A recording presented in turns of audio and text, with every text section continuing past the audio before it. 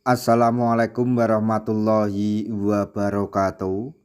Masih bersama karduk.com.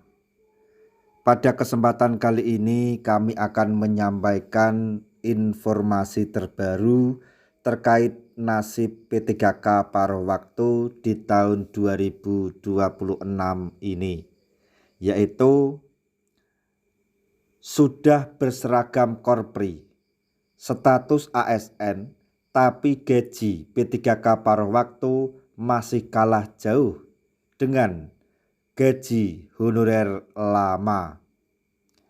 Untuk mengetahui lebih jelasnya silahkan simak video ini sampai selesai. Tapi sebelum kami lanjutkan, bagi rekan-rekan yang baru menemukan channel ini, tekan like dan subscribe-nya, dan juga tekan lonceng notifikasinya supaya nanti bisa mengetahui informasi terbaru terkait dengan nasib tenaga honorer dan P3K paruh waktu di tahun 2026. Sekarang mari kita simak dan cermati penjelasan yang ada di video ini.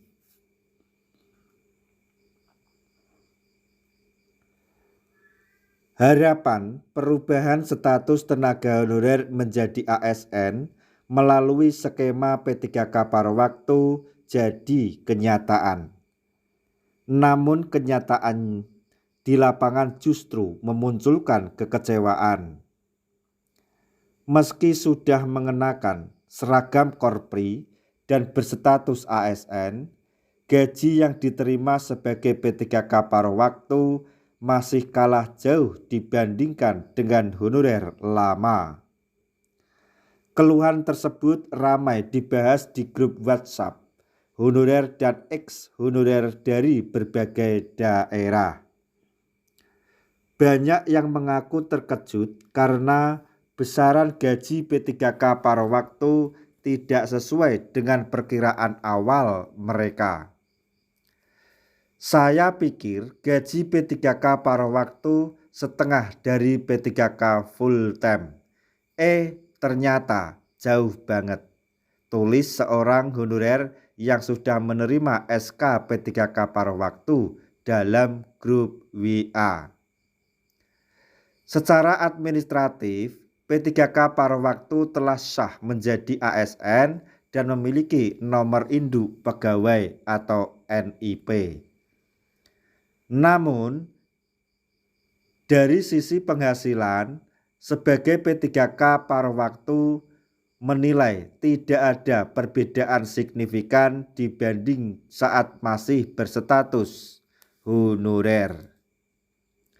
Bahkan, ada yang menyebut gaji yang diterima masih sama persis dengan honor sebelumnya, meski kini sudah menyandang status ASN. Aneh, penggajian P3K paruh waktu ini. Gaji sesuai dengan yang diterima sebelumnya. ASN tapi masih honorer. Gaji cuma 250.000, tulis ex honorer lainnya. Kondisi ini memunculkan ironi di kalangan P3K paruh waktu.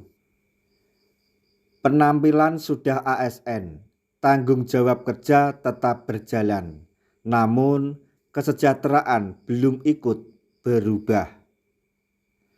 Besaran penghasilan P3K paruh waktu mengacu pada Keputusan Menteri Pan-RB nomor 16 tahun 2025. Dalam aturan tersebut, istilah yang digunakan bukan gaji, melainkan upah.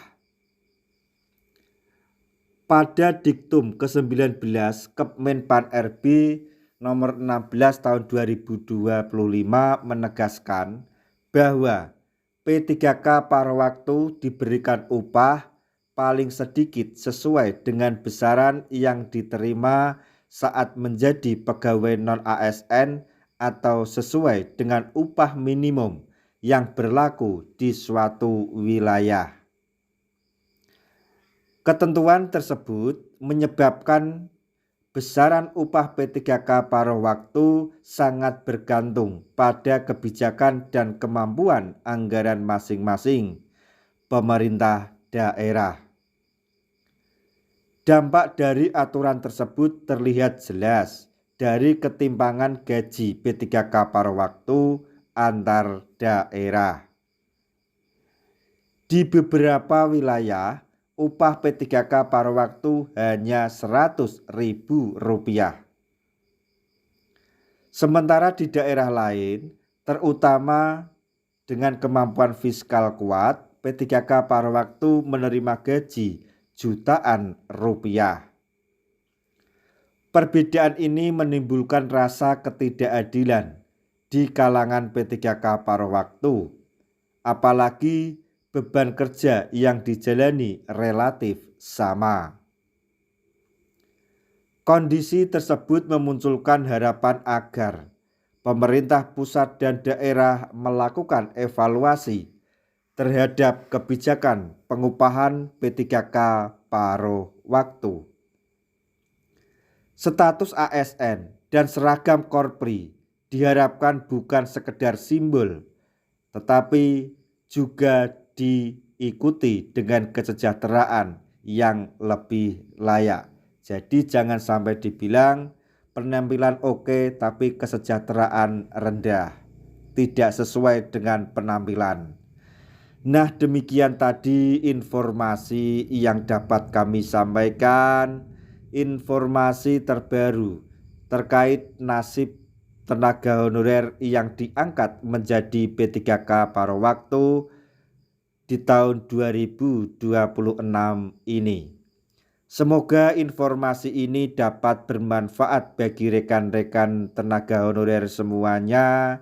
Di akhir video kami mengucapkan banyak terima kasih.